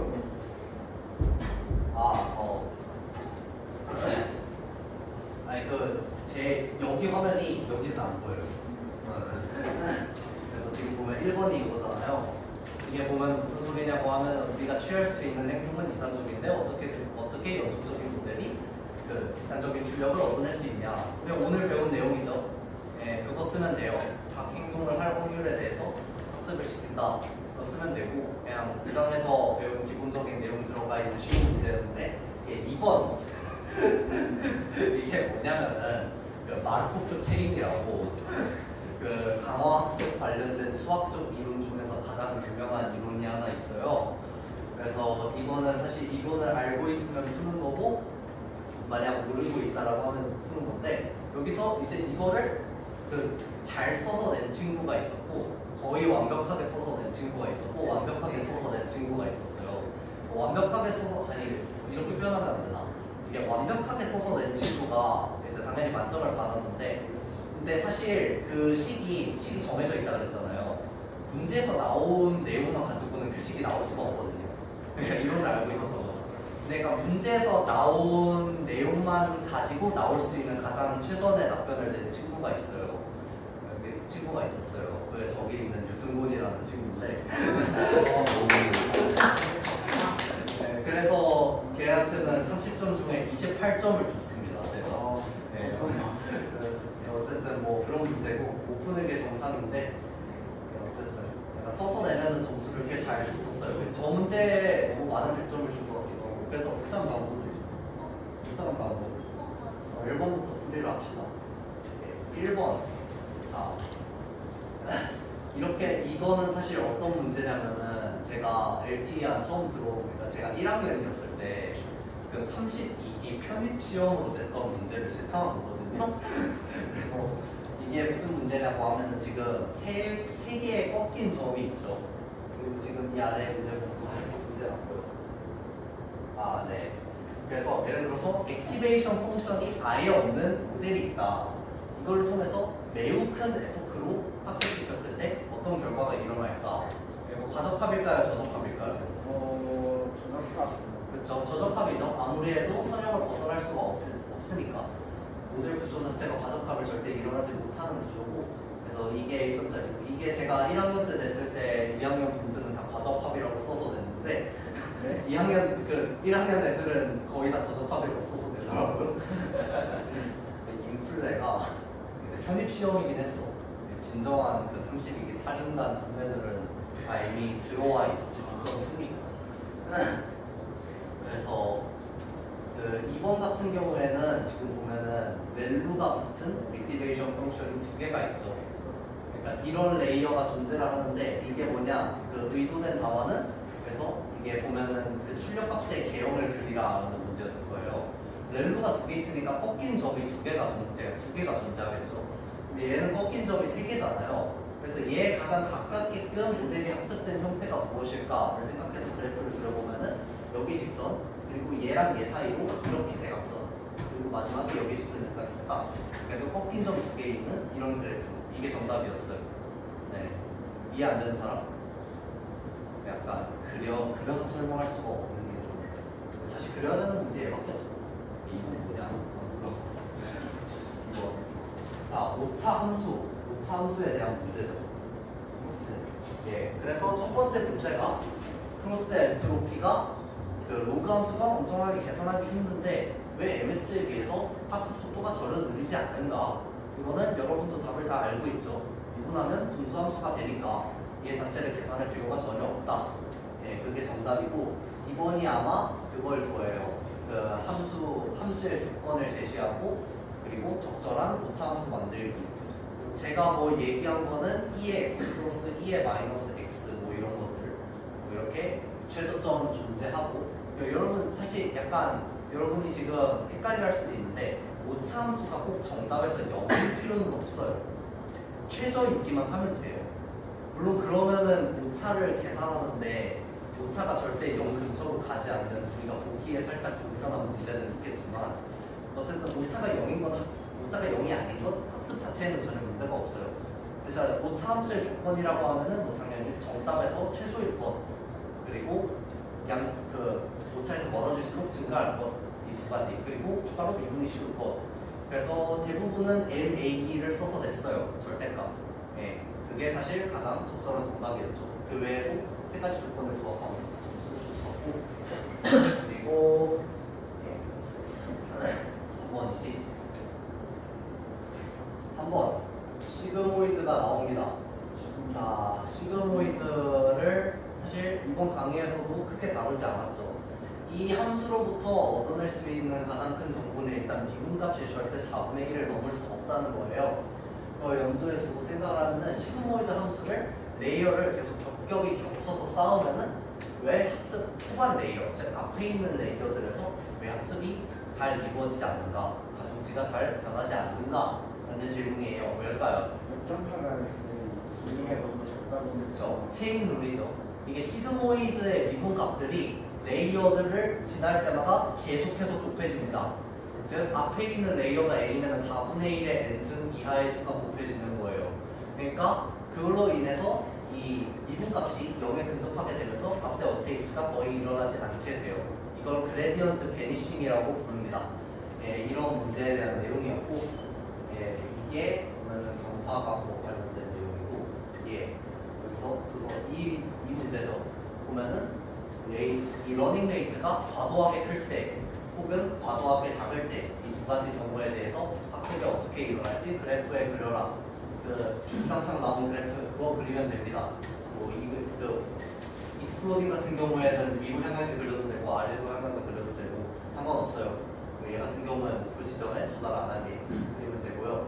여기서 나오는 게 이제 이로 인해서 초반에는 빠르게 학습하고 후반에는 느리게 학습하는 아이디어가 개발되었다. 식을 써라. 이거는 아다그라드 문제죠.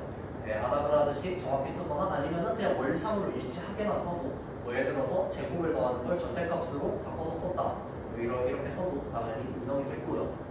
물론 근데 저거는 내가 다르게 썼으면 감점을 하기는 했을 거야. 이 부분은. 어쨌든 네 그런 문제였고 자 이거는 이건 네가 설명해. 이거는 문제고 네. 자 드롭아웃에 관한 문제예요. 번째로 앙상블 학습에 관한 내용이 나오죠. 앙상블 학습에 대해서 드롭아웃과 공통점과 차이점을 써라 라는 거는 공통점은 역시 이제 서로 다른 조합들이 서로 다른 모델처럼 작용을 해가지고 이게 통계 처리를 하는 것처럼 적용이 된다라는 게 공통점이고, 차이점 같은 경우에는 역시 제가 아까 말했던 것처럼 일단 학습 시간을 예로 들 수 있겠죠. 얘는 학습 시간이 오히려 줄어든다. 그리고 얘는 한 가지 모델 안에서 벌어지는 일이지만 이거는 여러 가지 모델을 다르게 학습시켜서 앙상블 학습은 진행이 된다. 뭐 이런 거 쓰시면 되고, 이거는 잘 이런 거 알아서 지어서 쓰시면 되고, 그리고 여기에 이런 문제가 나와요. 이거 수업 때 똑같이 나왔던 내용이죠. 사실 이거는 작년 같은 경우에는 여러분이 아마 다 이해한 것 같은데, 그러니까 이해를 안 하고 넘어가거나 아마 그랬을 거야. 그래가지고 이거를 제대로 쓸 수 있는 사람이 몇 명 되지 않았어요. 그거에 관해서 이제 2학년 중에 이 문제, 전 얘가 낸 문제가 2개가 있거든요. 그것만 완벽하게 썼는데 나머지 문제에서 점수를 잘 못 받아가지고 그냥 뭐 안타깝게 떨어지는 그런 케이스도 있었고, 네, 안타깝고 그 심리적 의미야. 그래서 얘는 보면은 준정률 P를 곱한다. 왜 곱하느냐라는 거는 이제 자신의 모드가 P 확률로 사라질 때 결과적으로 얘가 내보내는 값이 자신의 출력값의 P를 곱한 것과 같다. 그게 기대값이다 라는 거를 설명을 해주면 됐었습니다. 네, 그런 문제였고, 6번이 뭐였지? 아 맞다, 자연어 처리. 자연어 처리 같은 경우에 여러분이 좀 생소할 수 있어요. 근데 이거를 딱히 제가 뭐 크게 딱히 RNN 이런 거에 대해서 아이디어를 내지는 않았고, 이게 뭐냐면 첫 번째 문제는 이게 자연어 처리라는 작업을 2가지 선택지가 있어요. 단어 단위로 처리를 하는 거하고 문자 단위로 처리를 하는 거, 2가지 선택지가 있거든요. 이제 각각의 장점을 하나씩 써라 라는 문제인데, 먼저 문자 단위는 무슨 장점이 있을까요? 이게 한글로 생각하면 안 돼요. 영어로 생각하세요. 영어를 하면 이 여러 개의 글자들을 한 개로 표현을 할 수가 있어요. 여러 개의 글자들을 한 개로 그러니까 글자 수가 적다. 그 얘기하고 싶어요. 그것도 있고, 네. 이게 단어별로 해석이 있거든요. 아 지금 문자별로. 아 문자예요? 네, 문자별로. 그 개수가 작아. 네, 그렇죠. 개수가 작습니다. 그 출력해야 될, 그러니까 우리가 구분해야 될 클래스의 수가 아무리 많아봐야 26개. 문장 2개 포함한다 치면은 뭐 30개에서 40개 그 정도밖에 되질 않아요. 일단 그게 문자 단위 RNN의 RNN이 아니라 자연어 처리의 가장 큰 장점이고, 그래서 이거를 이용해서 뭐 차 RNN 뭐 이런 것도 존재하고 그래요. 그래서 단어 단위 같은 경우에는 아까 말했듯이 단어의 뜻에 따라서 해석이 가능합니다. 같은 문자가 꼭 같은 걸 의미하지 않죠. 그렇기 때문에 문자 단위 RNN에서는 문맥에 따른 해석이 들어가기가 힘들어요. 그렇기 때문에 요즘은 대부분 다 단어 단위로 해가지고 이제 RNN이 아니지, 저거 RNN을 얘기한다. 그 자연어 처리 학습을 시키고요. 네, 그런 장점들이 각각 썼으면 됐고, 얘 같은 경우에는 이제 어떤 거냐면, 자, 원핫 인코딩이라는 개념이 있어요. 원핫 인코딩이 뭐냐라고 하면 여러분이 배운 그 분류 문제 푸는 법이랑 똑같은 방법이에요. 예를 들어 클래스 2라는 정답을 010000 이런 식으로 분류하는 거, 이런 방식으로 수치를 바꾸는 거를 원핫 인코딩이라 그러는데, 이제 이 원핫 인코딩에 단점이 있다. 그 단점이 뭐냐라고 하면은 아마 제가 여기다가 뭐 단어 사이에 특정한, 맞아요, 한계를 서술하라는 것도 문제였어요. 얘가 가지는 문제점이라고 하면은 역시 그 단어, 예를 들어서 의미가 비슷한 단어들이 있으면은 걔들 사이의 관계성을 전혀 설명할 수가 없다는 거겠죠. 그런 문제가 있고, 또 클래스의 수가 엄청나게 많아집니다. 네, 그것도 문제예요. 그렇기 때문에 그걸 해결하기 위한 방법인데, 이거는 아마 여러분이 배운 적이 없을 거예요. 그래서 이건 그럴듯하게만 쓰면 점수를 줬었는데, 일단 제가 의도한 답안은 워드 투 백이라는 게 있어요. 그게 뭐냐면은 저것처럼 원한 인코딩으로 저렇게 한 개 빼고 다 여기 저런 거를 아까 희소행렬이라는 표현이 나왔죠. 저거를 희소 벡터라고 해요. 근데 희소 벡터가 아니라 밀집 벡터, 즉 원소 개수는 적은 대신 다양한 값을 가질 수 있는 그런 형태의 벡터로 단어를 바꿀 수 있는 모델을 또 학습을 하는 게 가능해요. 그러면은 피처의 수가 확 작아지고 의미 간의 관계도 고려가 되겠죠. 그 학습을 어떻게 시켰느냐, 그건 여러분이 배운 게 없기 때문에 최종 기준에 넣지 않고 이런 모델을 사용한다 하고, 혹은 이것도 정답이 될 수 있어요. 미리 워드 투 백, 즉 단어를 그 벡터로 변환하는 구조에 대한 데이터베이스에서 뽑아와서 쓴다. 이것도 정답이 될 수 있죠. 즉 어떻게든 그냥 적은 원소의 벡터로 표현을 한다라는 것만 하면 정답이 될 수 있고, 이게 6번, 7번 시간이 없을 수도 있겠는데 자 9번을 했으니까 이제 7, 8번은 그냥 할 수 있겠다. 간이 나와요. 아까 생성자랑 판별자 두 개가 서로 경쟁을 한다 이렇게 나왔죠. 그러면은 이 비지도 학습의 목표는 무엇인가 라고 하면은 이거는 그냥 잘 쓰시면 돼요. 그 주어진 데이터가 없이, 아니면 데이터에 주어진 정답이 없이 그 새로운 데이터를 창조하거나 처리를 하는 그런 과정을 하는 걸 말한다. 뭐 이런 식으로 잘 쓰시면 되고, 중요한 건 2번이죠. 2번에서 생성자와 판별자 중에 어느 한쪽이 과도하게 세지면은 모델의 학습 자체가 억제된다 라는 내용을 줬어요. 그래서 이거를 생성자가 강할 때랑 판별자가 강할 때에 대해서 나눠서 설명을 해라 이렇게 했는데, 판별자가 강할 때는 어떨까요? 판별자가 강하면 생성자가 학습이 어려워. 그렇죠. 왜냐하면 판별자가 너무 강하면은 내가 어떻게 바꿔도 판별자가 내 거를 진짜라고 판단하는 양이 비슷할 거란 말이에요. 0에 가깝겠죠. 그렇기 때문에 그 그레디언트가 줄어듭니다. 네. 미분 값이 줄어들고 그로 인해서 학습이 안 돼요. 그리고 생성자가 너무 셀 때는 더 쉽습니다. 생성자가 너무 잘 만들면 얘네들 사이에 차이점을 구별할 수가 없으니까. 이것도 마찬가지로 그레디언트가 커질 수가 없어요. 네, 그런 식으로 나눠서 잘 서술을 하시면 되고, 마지막 8번. 8번 이거 쉬운 문제였어. 맞아. 8번은 무슨 문제였어? 8번은 무슨 문제였냐면요. 그 별에 관한 문제였어요.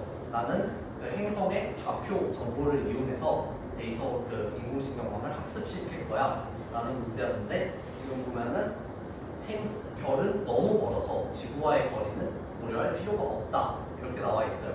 그럼 지구와의 방향만 구별을 하면 되겠죠. 그래서 별의 좌표가 원래는 x, y, z로 주어져 있는데, 그거를 이제 뭐 위도, 그 적위, 적경 그런 식으로 잘 표현을 해가지고 이거를 전처리를 잘 해라. 그걸 이용해서 세 개의 값을 두 개로 줄여라. 이렇게 전처리를 잘 하면은 그냥 식을 잘 쓰면 되는 문제였어요.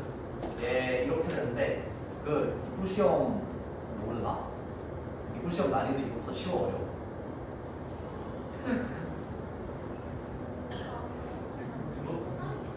스타일이 다르다. 스타일이 다르대요. 참고로 이 시험은 33기의 이프 시험보다는 훨씬 어려웠어요. 어쨌든 이 시험 같은 나중에 지원자 같은 경우는 나중에 팀 이런 거 해줄 수도 있습니다. 뭐 아무튼 그렇고요. 시간이 남을 줄 알았는데 그래도 거의 딱 맞게 끝난 것 같네요. 할 거를 너무 많이 준비해 왔다 보니까. 그러면은 이쯤 하고요. 여러분 근데 지금부터 우린 지금 갈 수 있죠. 그러면은 여기서 강의를 마치도록 하겠고, 그 나갈 때 불만 좀 꺼주세요. 저희가 먼저 나가야 되는데.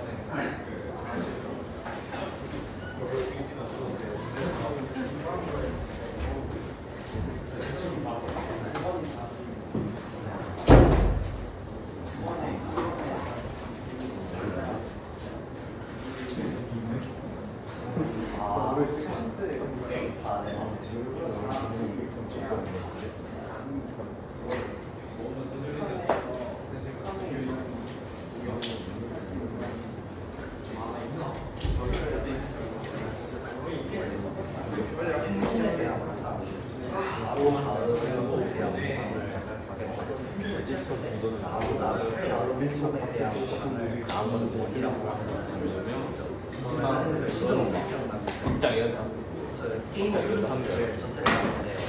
그 다음에 그러면은 예를 들어서 내가 지원 주변을 도반을 하면은 내가 지원의 행동으로 걸을 수 있는 거잖아요. 지원 플러스 나 솔직히 1박 어제도 넌 여기 나 솔직히 1박 받고 싶었는데 1박은 존나 눈치 그거 안 했어. 그래서 안 했어. 그러니까 이 행동을 하고 그래서 여기 있어. 계산을 뒤에 있는 사람들 다 선배님들